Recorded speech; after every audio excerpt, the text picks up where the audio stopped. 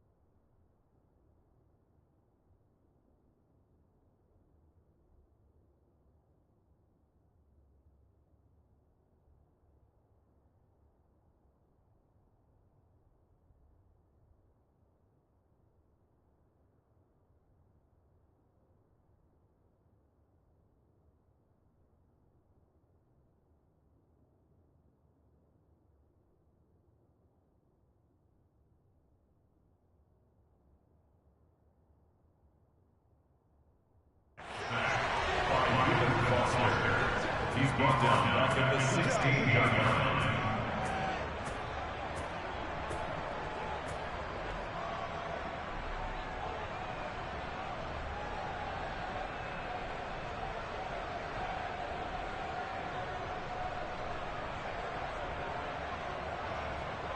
Reset, 29, out them. Stop your whining. Throwing on second and long. Brady.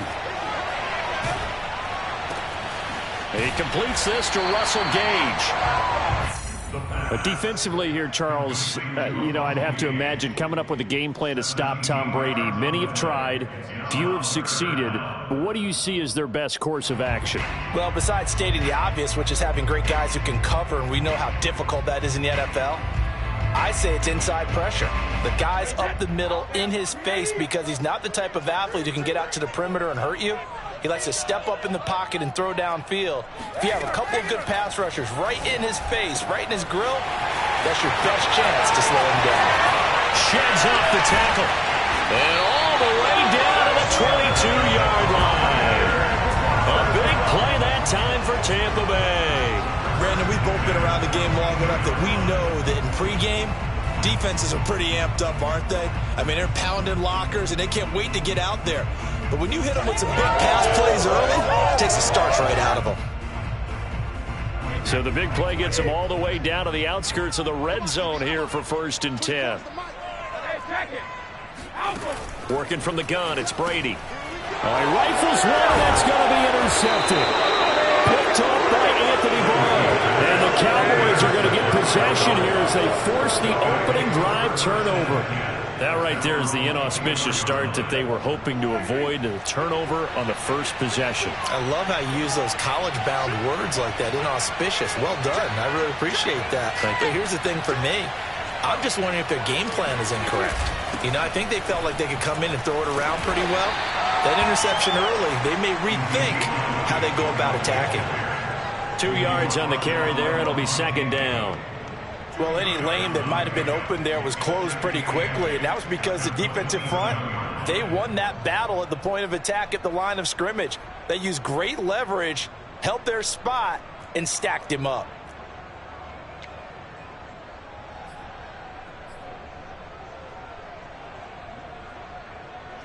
The last run good for 2. Here's 2nd and 8.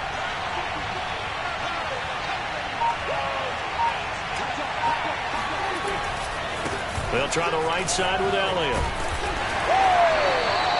They follow up the gain of 2 with a gain of 1 that time. Back-to-back runs, I'd say that encompassed maximum effort for minimal gain. Minimal yardage, and now they're going to need something more than minimal on this play coming up.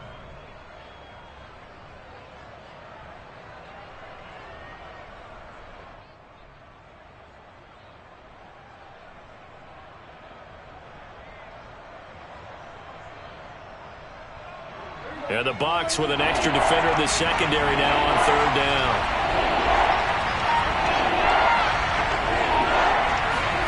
Now Prescott.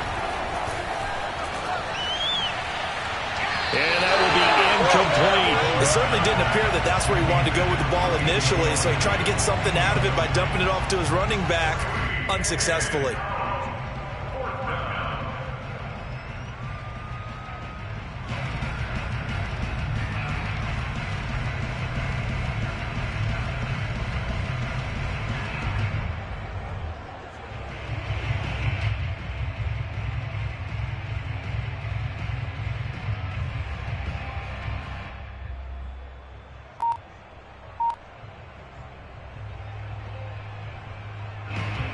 Veteran in his first year with the Cowboys, Brian Anger, on to punt. As he's on to punt for the first time tonight. And he'll get this away into the humid Florida sky. That's a 43-yard punt, aided as well by a loss on the return. And the Bucs will get ready to go on offense.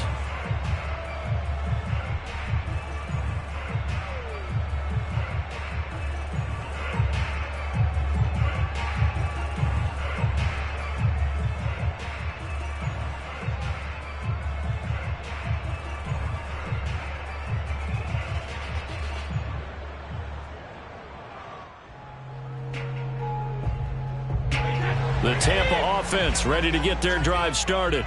Now, they were intercepted the first time they had the football, but now they get it back, and it's still 0-0. And because of that, you know what the thought process is? It's caught inside the 25. Touchdown, Tampa Bay. We keep waiting year after year to see signs of Tom Brady's arm strength deteriorating, but his message there, keep waiting. And I'm telling you, nothing will let him a crowd more than a play like that. Here in the stadium, all eyes were on the receiver streaking downfield, and you know everyone was thinking, throw it, he's open. What a connection there for the touchdown. And now this is right in Kyle Shanahan's wheelhouse. He'll go for 2 here.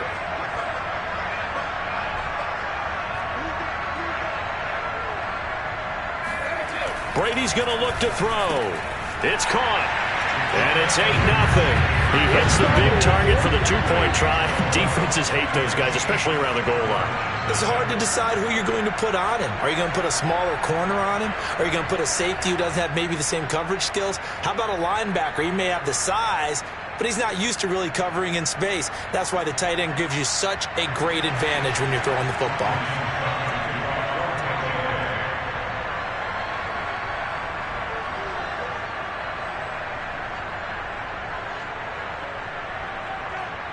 Now it's Ryan Suckup on after the touchdown to kick it away.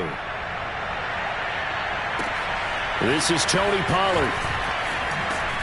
And he had no room to run as he's tackled down inside the 20. The Cowboys take over 1st and 10 at their own 18-yard line.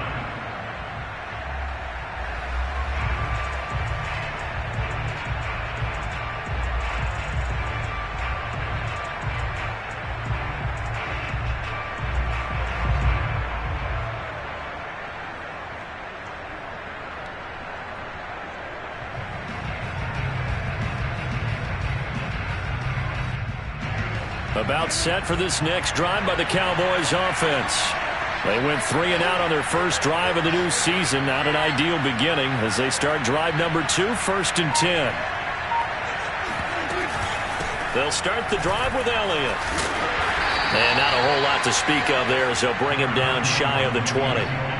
Credit him with a 1-yard gain there to make it 2nd and 9. Yeah, things were pretty stacked up there in the middle of the line. A lot of bodies, not much space. I think ultimately he was fortunate to get anything out of that run.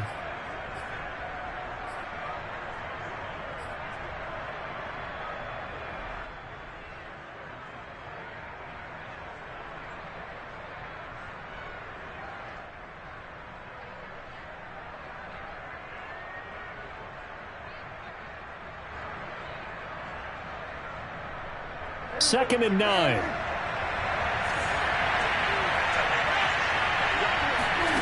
To throw is Prescott. And he's got Ezekiel Elliott. And he'll be corralled right around the 34. 52 catches last year for Zeke, and he's had as many as 77 in a year. I think he's hoping to get a little more stability in his offensive line and, of course, at the quarterback position. And if that happens, all of his numbers will go up.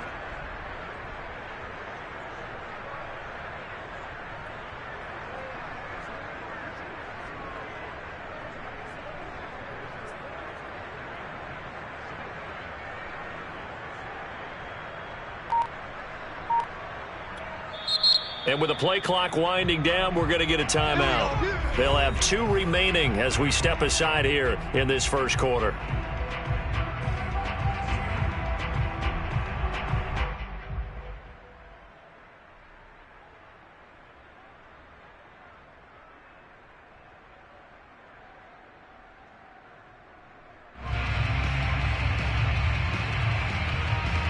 From the 34 now, here's 1st and 10.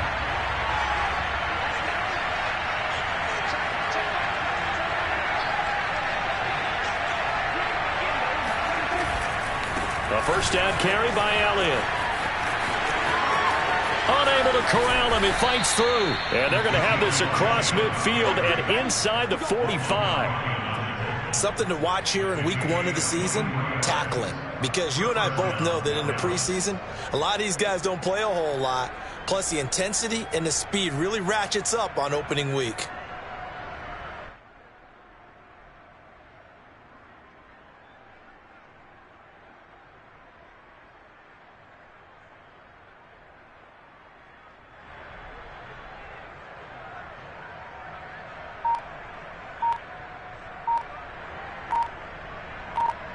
So from Buccaneer territory now, it's 1st and 10 at the 43.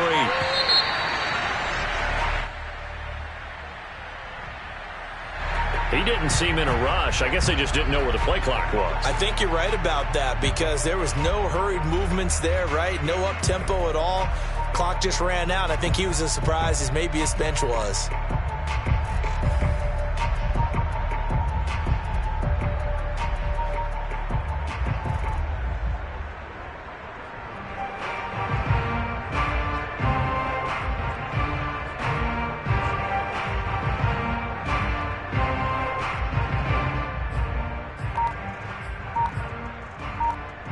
The delay of game backs him up 5, 1st and 15. After the penalty, it's Elliott. And this time the yards won't come so easy as they'll in fact tackle him behind the line. It's a loss of a yard there, and now 2nd down. That was well played there defensively. 2 tight ends in the formation, which essentially gave them 7 blockers up front. Hard to imagine with all that size and beef that they could let a tackler through, but that's exactly what happened. A loss resulted. Prescott now from the 50. He'll get this to Elliott.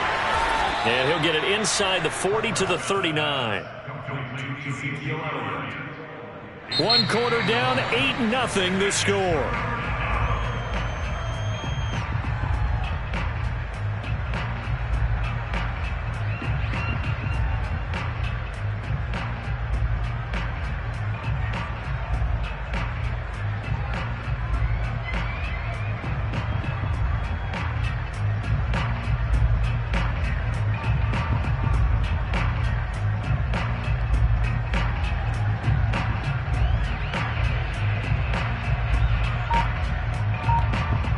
The line to gain is the 33 on third down.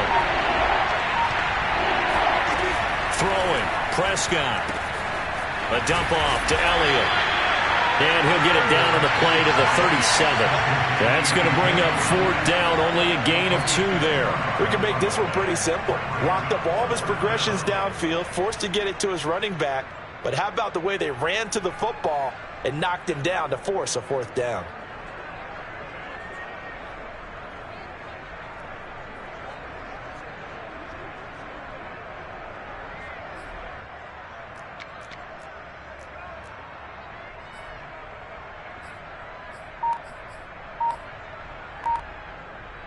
This would have been a 54-yard boot had they tried a field goal, but they will not try a field goal. They're going for it. Man open, that's complete to Dalton Schultz.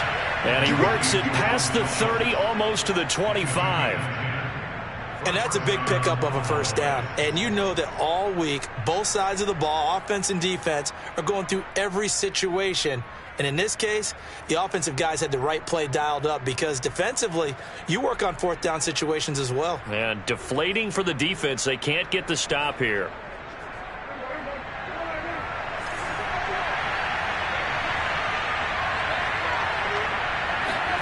On 1st and 10, Prescott. He'll get this out wide here to Elliott. And down inside the 15 he goes. You said it earlier in the quarter when we saw a broken tackle then that we might see some missed tackles here early on in week 1, and that's another one right there. Yeah, not a surprise at all. It will even out as the season extends because everyone will get used to the play speed. But right now, here in the early season, the advantage definitely goes to the offense.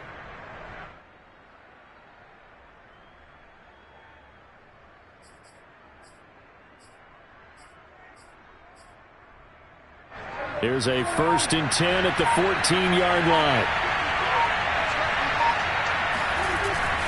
A give to Elliott. And he stopped immediately there. No gain on the play there. 2nd down. Now that's a mountain of a man that just made that stop, isn't it? But he's more than that. This guy is nimble and quick. More than a space eater. He just made a great play there.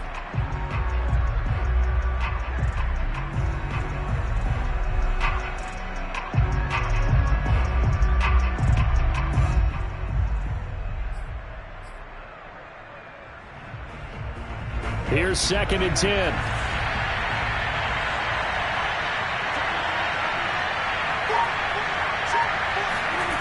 Prescott now. And a quick throw here, that's complete. And he's going to be brought down just shy of the 5 at the 6. That'll leave him with a 3rd and 2 coming up. They got 8 yards there.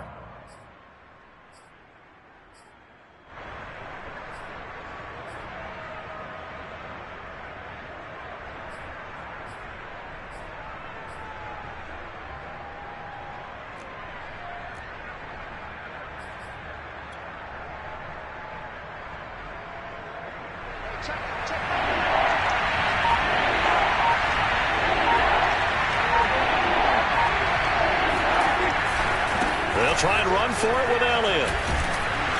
And he will be very close to a first down, but I see the closed fist of the referee, and that means 4th down. Call it a 1-yard gain on the play, and that's going to bring up a 4th down.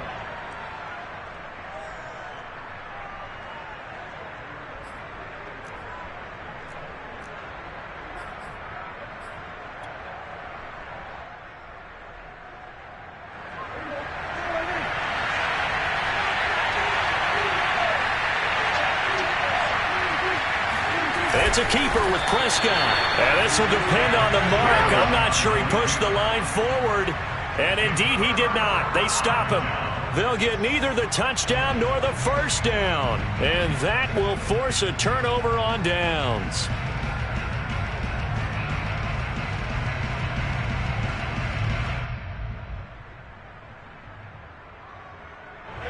The Bucs offense set to begin their next possession. And following that long touchdown pass, a one-play drive last time, to see if the defense, you know they're ready. They don't want that to happen again. And you would have thought they would have been ready the last time. That's what you work on all the time. Make sure that no one gets behind you. That's the cardinal sin of defense.